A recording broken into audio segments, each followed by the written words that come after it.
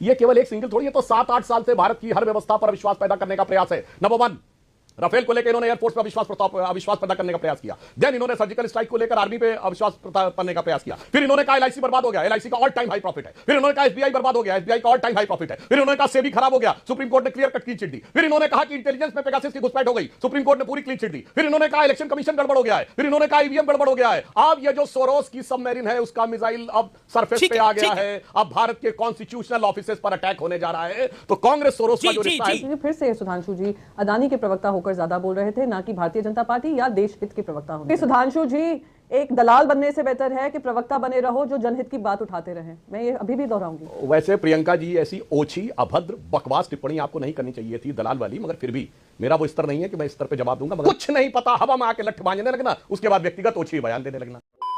तो आज के इस वीडियो में सुधांशु त्रिवेदी ने प्रियंका चतुर्वेदी को धो दिया है, क्योंकि प्रियंका चतुर्वेदी डिबेट में आकर सुधांशु त्रिवेदी के घेरने के चक्कर में मोदी जी के बारे में कुछ भी बोले जा रहे थे और देश के बारे में भी कि मोदी जी देश को बर्बाद कर दिए वो कर दिए, आप लोग चाइनीज से मिले हुए, ऐसे ही बातें किए जा रही थी प्रियंका चतुर्वेदी। जिसके बाद सुधांशु त्रिवेदी ने जब धोना शुरू किया तो इसके बाद जवाब ही नहीं बचा, कुछ भी बोल रही थी, इसलिए अपना बेइज्जती कराई है। वीडियो आपको जरूर अच्छा लगेगा, इसलिए अंत तक जरूर देखिएगा इसकी धुलाई को। तो चलिए सीधे शुरू करते हैं देखना। सरकार हो, विपक्ष की सरकार हो, यूएस का कोर्ट कौन होता बोलने वाला? भारत के कोर्ट में जो भी होगा वो निर्णय होगा। मगर अफसोस कि कुछ लोगों को अभी भी विपक्ष बाहर ज्यादा नजर आता है। और प्रियंका जी पहले स्टेटमेंट में बोली थी ना कि सोलर एनर्जी की कंपनियां हैं, तो मैं करोड़ों दर्शकों से कहूंगा अभी अभी अपना मोबाइल खोलिए और चेक करिए कि सोलर सेल्स के प्रोडक्शन में किस देश का वर्चस्व है। 90% चाइना का है और सोलर एनर्जी के फील्ड में 80% चाइनीज कंपनीज का है। बस उसके बाद सारा खेल समझ में आता है। अब मैं आता हूं अविश्वास प्रस्ताव के ऊपर। ये जो राष्ट्रपति उपराष्ट्रपति के विरुद्ध अविश्वास प्रस्ताव लाए हैं, 30 सेकंड में बता देता हूं। ये केवल एक सिंगल थोड़ी है, तो 7-8 साल से भारत की हर व्यवस्था पर अविश्वास पैदा करने का प्रयास है।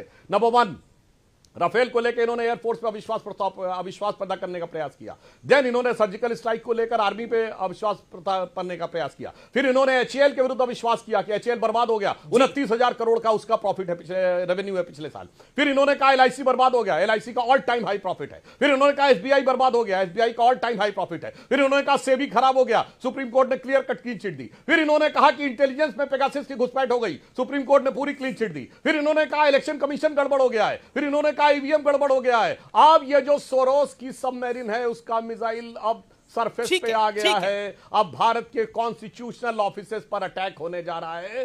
तो कांग्रेस सोरोस का जो रिश्ता है मुझे समझ में नहीं आता। शिवसेना को उसमें पढ़ने की बार-बार ये अविश्वास प्रस्ताव और सोरोस को बीजेपी लिंक कर रही है। केंद्रीय मंत्री हैं, संसदीय कार्य मंत्री किरण रिजिजू, उन्होंने बोला है देश विरोधी ताकतों के साथ क्या रिश्ता है कांग्रेस पार्टी का। खासतौर पर यह पूछा है प्रियंका चतुर्वेदी, क्या आपको लगता है ये अविश्वास प्रस्ताव जो है वो ध्यान भटकाने की कोशिश है, जैसा केंद्रीय मंत्री रिजिजू कह रहे हैं? सबसे पहले तो किरण रिजिजू जी जो हैं वो देश के इतिहास में one of the worst parliamentary affairs minister माने जाएंगे, क्योंकि उन्होंने पार्लियामेंट्री गरिमा को, पार्लियामेंट्री प्रथा को उन्होंने ख़त्म ध्वस्त करने का काम किया है। और मैं बताती हूँ, क्योंकि फिर से सुधांशु जी अदानी के प्रवक्ता होकर ज़्यादा बोल रहे थे, ना कि भारतीय जनता पार्टी या देश हित के प्रवक्ता होने के नाते। सबसे पहले उन्होंने सोलर पावर प्रोजेक्ट्स की बात की कि हाँ ये बात सच है कि चाइना से सबसे ज़्यादा आता है, और उसका बात के विरोध हम बार बार कर रहे थे कि एक तरफ आप मेक इन इंडिया की बात करते हैं, दूसरी तरफ आप चाइना में जो हमारा ट्रेड गैप है उसको लगातार इनके ही कार्यकाल में बढ़ रहा है।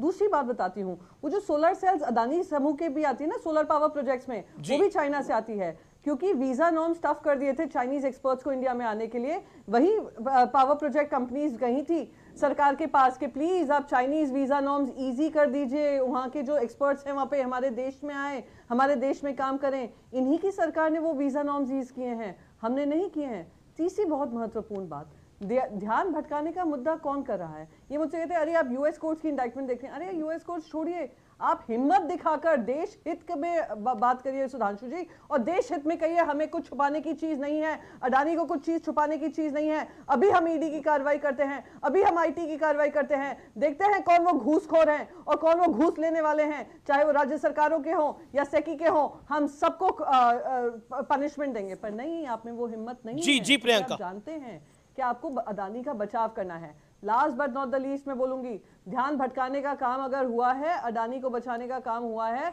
तो ये केंद्र सरकार की तरफ से हुआ है। पहली बार इतिहास में होगा जहां पूरा का पूरा ट्रेजरी बेंचेस ऊपर उठकर चिल्लम चोट कर डिस्कशन नहीं होने देता है। हम कहते हैं पूरी 2 दिन का डिस्कशन करो इस पर, हम करने को तैयार है। ठीक है, ये इंपॉर्टेंट पॉइंट है। इन्वेस्टिगेशन करो, डिस्कशन और डेलिब्रेशन, हिम्मत Sudhanshu, discussion and deliberation is part of parliamentary democracy. जितना मेरे को समझ में आता है, discussion and deliberation is part of parliamentary democracy. और आपको बार बार क्यों लग रहा है कि विपक्ष जो है, खासतौर पर कांग्रेस जो है, वो सरोस के मुद्दे से ध्यान हटाने के लिए ये पूरा खेल खेल रही है?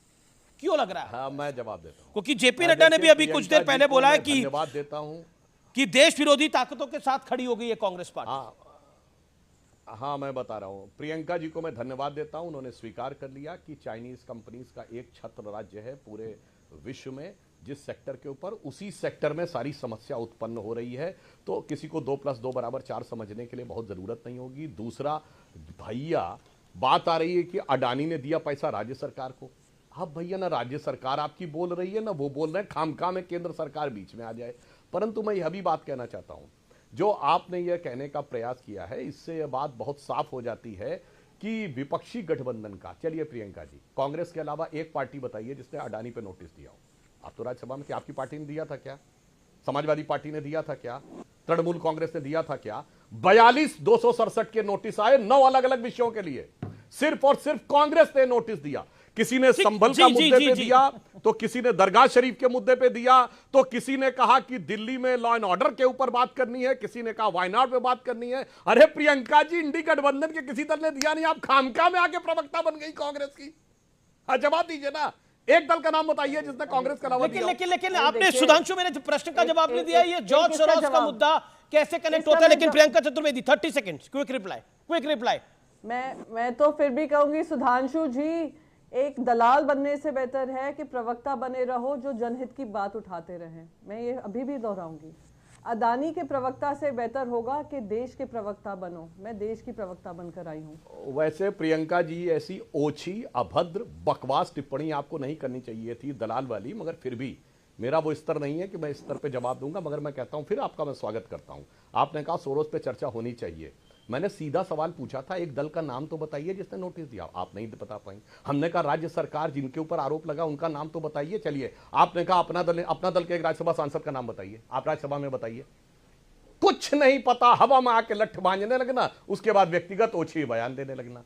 मेरे विचार से इससे बचिए और परिपक्वता से विषय को रखने का प्रयास करिए। जो तथ्य हैं, तथ्यों पे जवाब दीजिए। लाखों करोड़ों दर्शक जो देख रहे होते हैं, वो अपने आप इस बात को जज कर लेते हैं कि कौन व्यक्ति तथ्यों पे बोल रहा है और कौन अनर्गल, अभद्र भाषा का प्रयोग कर रहा है। प्रियंका चतुर्वेदी जैसे लोग अभी भी चुनाव में पूरी तरह हारी, लेकिन उसके बाद भी इनका और इनकी पार्टी का दिमाग ठंडा नहीं हुआ है। इसीलिए तो बौखलाहट में आकर मोदी जी को घेरने के चक्कर में कुछ भी बोल देते हैं टीवी पर आकर। और शब्दों का इन लोगों से क्या ही उम्मीद किया जाए, कुछ भी बोलते हैं तो गाली ताली निकलना तो आम हो जाता है इन लोगों के लिए। और इसी बात पर जब कोई सामने से बोल देगा तो उसका चिल्लाने लगती है और चिल्लाकर अपने आप को सही साबित करने की कोशिश करती है, लेकिन उस चक्कर में भी अपनी ही धुलाई कराती है। खैर, आपको अगर थोड़ा सा वीडियो अच्छा लगा तो वीडियो को लाइक कर दीजिए और ऐसे ही वीडियोज़ के लिए आप हमारे चैनल को सब्सक्राइब जरूर कर लीजिएगा। हम मिलते हैं बहुत जल्द किसी और वीडियो में।